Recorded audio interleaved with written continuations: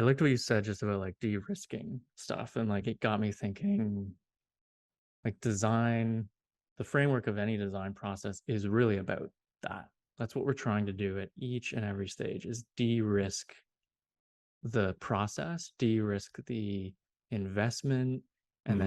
then, it's like the research is okay, well, what are we, what are we doing? What's our boundary around the work that we're going to be doing? And then problem identification, that de-risks the process because it allows you to say, well, which problem are we going to focus on? We're not going to boil the ocean. We're going to focus on these key problems because we know that they're going to have the biggest amount of business impact.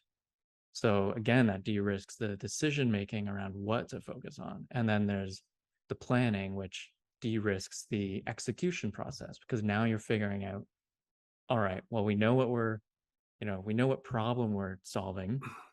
Now, what do we have to do in order to implement these changes?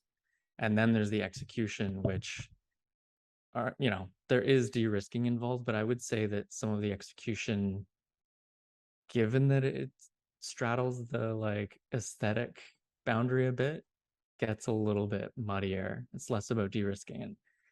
And I get the sense in our profession that UX has allowed us to try to de-risk aesthetics by like pointing to research and being like, hey, no, like this button, this size, Yeah. this Yeah. look and feel will always work the same. Yeah. It like homogenizes the design practice, but it also gets at something that I think a lot of designers who are in school right now just crave: data-driven outcomes.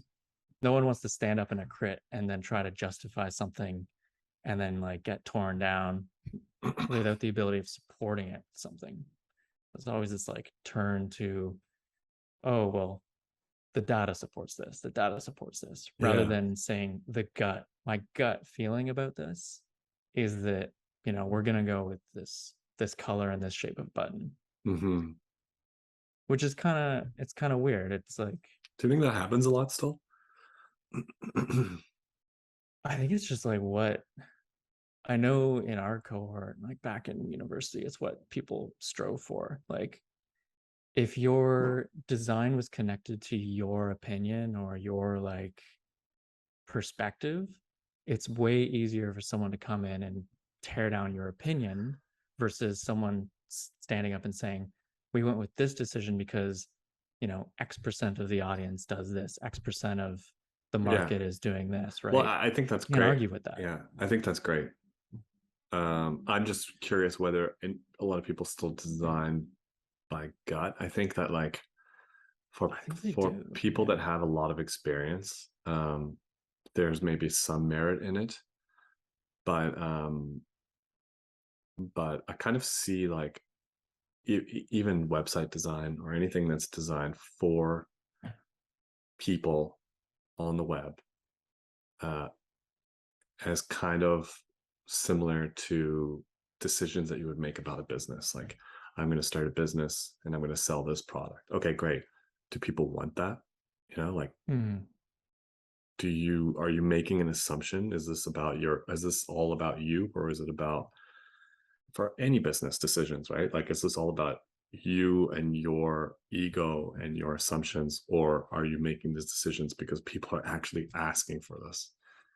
Um, So anytime you have a product or service or anything that's being used by the public or customers or consumers or audiences, um, yeah, I mean, there's some small decisions that like have kind of become standardized. And as someone with experience, you might be like, okay, yeah, like we should do this because this is just the standard and people are used to it. And I know it's going to work. But yeah, I mean, that's the whole point of the research part, right? Is like understanding what you're actually doing and why.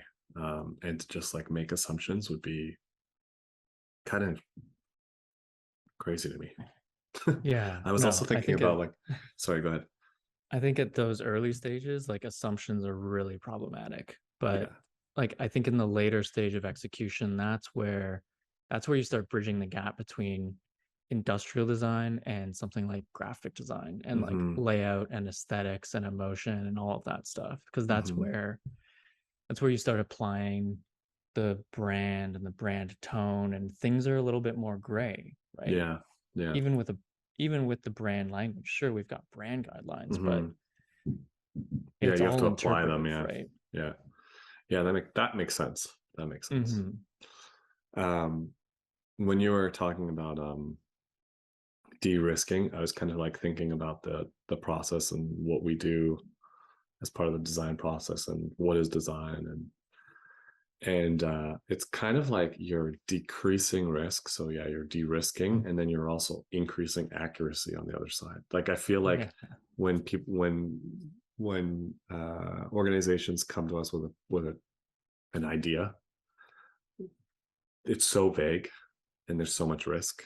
And for the first like phase of our process, we're always kind of like trying to help to decrease risk, but then also increase accuracy by doing all of the research and really trying to identify and define like what is it that we're even solving together, like what are we actually building. So anyways, it was just a thought that I had. That accuracy part is something we don't usually talk about, and as we were as you were talking about that, I was like, the one thing that's missing in our language is just like talking about how we help. And I don't even know if that's would make any sense, but increasing the accuracy of what you're actually delivering is such a huge part of the design process.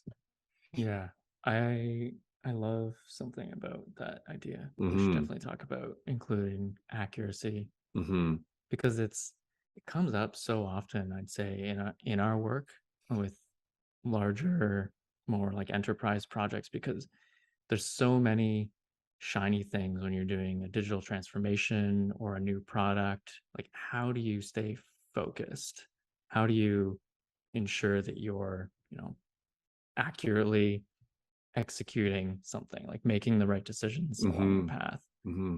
And part of what we do now is just like, that's just through facilitation. But if we were to have a more concrete framework for saying, like, this is how we keep the project accurate, right? And Yeah. maybe accurate's the wrong word, but I get where you're coming from. Yeah. I mean, I don't know. I think it is because you start off with this idea, and then the first phase is research and talking to the actual consumers, and like you might start off here, and by having those discussions with the people that are actually going to use your product, you start to kind of narrow down to like, oh, okay, this specific thing is what someone wants to be able to do on this web app or this app or whatever, and then you can start to narrow down and refine even more by creating the business model and all that stuff as well.